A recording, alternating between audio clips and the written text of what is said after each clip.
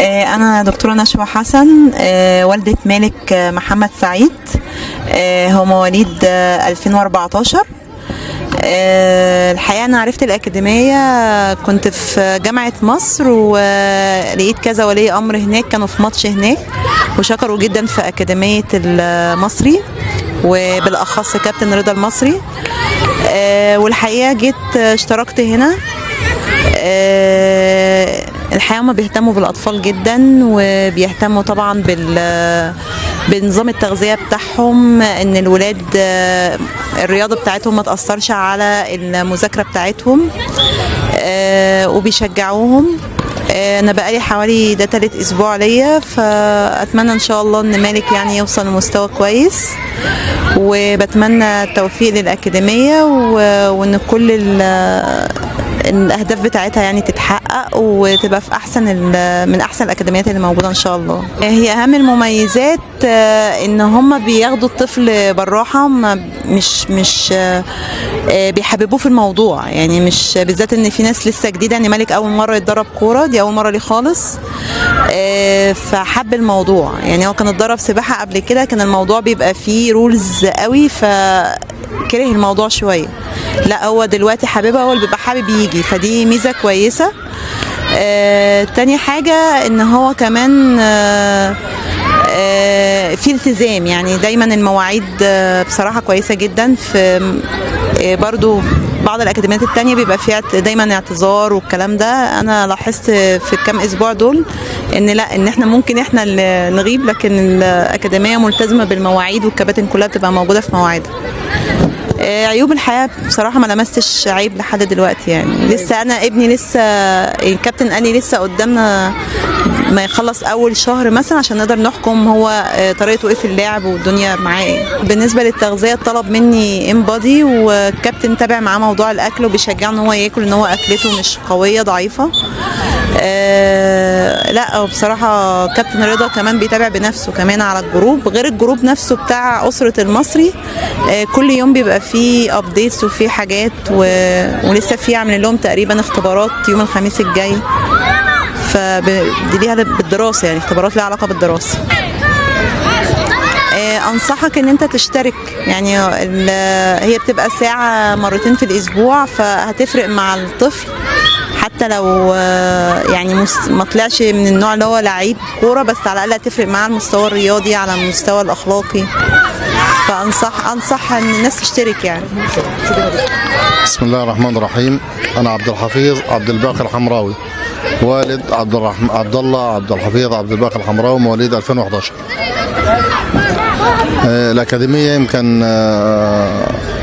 عبد الله ابني تقريبا بقاله سنة، بس أنا كنت مسافر يعني، ولسه جاي تقريبا ثاني أسبوع، لكن في تغيير جذري في أخلاق الولد أولا، ثم المهارات الكروية اللي بدأت تظهر معه أو تأتي معه، يعني لأن اللاعب سابق لو يكون في الدرجة الثانية أو الثالثة، يعني ففي مهارات استلام الكرة وغيرها من المهارات الموجودة.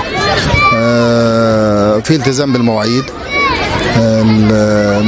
بس هل الامكانيات او التدريب مرتين في الاسبوع كافي بالنسبه للشباب او الصغار ولا لا، من الناحيه العلميه او التقنيه؟ يعني المفروض يكون في اكبر من كده او اكثر، يعني لان احنا زي ما قلنا اولا، انا زي ولي امر من اولياء اللعيبه اللي موجودين والاشبال الصغار، ان هم يعني نتمنى زي ما حصل فعلا تغيير في سلوكهم والتزامهم بكلام المدربين، ان احنا نغير برضو من نفس السلوك للاحسن لهم، ينفعهم في الدنيا وفي الاخره ان شاء الله. يعني في تميز عن الاولاد عن لعب الشارع، رقم 1. رقم 2 بالنسبه يمكن السؤال الاهم، ان احنا هل مقارنتهم بالاكاديميات الاخرى ولا لا، وهل في تطور في مستوى الاولاد ولا لا. واحنا عايزين نلمس تطور في ان احنا اختلاطهم واحتكاكهم بالاكاديميات الاعلى، وان يكون في احد الكشافين وكل الناس اللي بتيجي يكون هم يختلطوا او يتعايشوا مع الانديه الكبرى، مش هنقول درجه اولى ممتازه او اكثر، لكن يكون يعني اكاديميات مميزه يستفيدوا منهم بالاحتكاك الكبير جدا بكل شيء. في اللبس، في الاكل، في الشرب، في المعايشه، في اللعب، في الاستلام، في المهارات، في كل شيء يعني. ان شاء الله يكون ده المطلوب بس. والشيء الثاني الاهتمام اللي موجود بالطلاب، عفوا باللعيبه او بالاشبال. انا شايف لما بيكون في دوري بيكون الاهتمام اكتر والاختلاط اكتر، وممكن يستفيدوا اكتر كل الشباب اللي موجوده، وخاصه في المستويات الصغيره. اللاعب الصغير المدرب بتاعه الاساسي يعتبر بالنسبه له قدوه في كل شيء، وبيسمع كلامه. حتى انا يعني عن تجربه شخصيه، وكلمت الكابتن رضا شخصيا يعني، فلما سالته عن ابني قال له هو مهاراته كويسه وكل شيء، لكن محتاج البنيه البدنيه او القوه البدنيه بتاعته ضعيفه، مش عايز ياكل اكل صحي او زي ما هو متعود يعني. فلما ضغطنا على الكابتن او قال له خلاص بقى الكلام اللي بيقولوه له الكابتن مباشره يسمعه، حتى في الصلاه، حتى في المذاكره، حتى في كل شيء. فدي شيء اكيد طبعا، وده المفروض يستغل من جهه الكباتن والمدربين والمسؤولين عن الاكاديميه بصفه عامه. وشيء اساسي، اذا اتقنت عملك هتنجح في عملك، وهيجي لك ناس كتير وهتشتغل وسمعتك تكون احسن، والله سبحانه وتعالى يوفقك في الدنيا وفي الاخره، وتكون ان شاء الله. واتمنى ان يكون بعد سنه وسنتين تكون اكاديميه المصري لها دور كبير جدا، وتاخذ او تتبوأ مقعدها في وسط الاكاديميات الكبرى اللي موجوده في مصر ان شاء الله. انا اسمي تيسير. انا ابني ادم ياسر مشترك في الاكاديميه من هو مواليد 2013.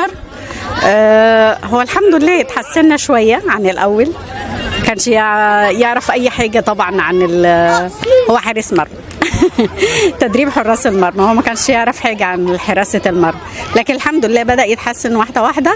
والاكاديميه هنا الميزه ان الكابتن رضا بيهتم دايما بتغذيه الاطفال، وبيتكلم دايما معاهم على التغذيه، بيتكلم معاهم على الالتزام في الصلاه،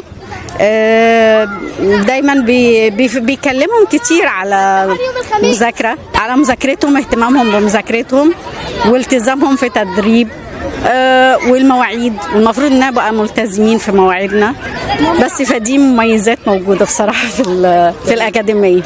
فاحنا بنحاول، بس لا بالنسبه للاكاديميه الحمد لله يعني انا مش شايفه بردك عيوب، لكن انا بتكلم بالنسبه للاولاد بس. احنا بنحاول بقى، وكابتن رضا بنتكلم معاه في الموضوع دوت، ان هو يحاول ان هو يفهم الاولاد ان انتوا كلكم فريق واحد،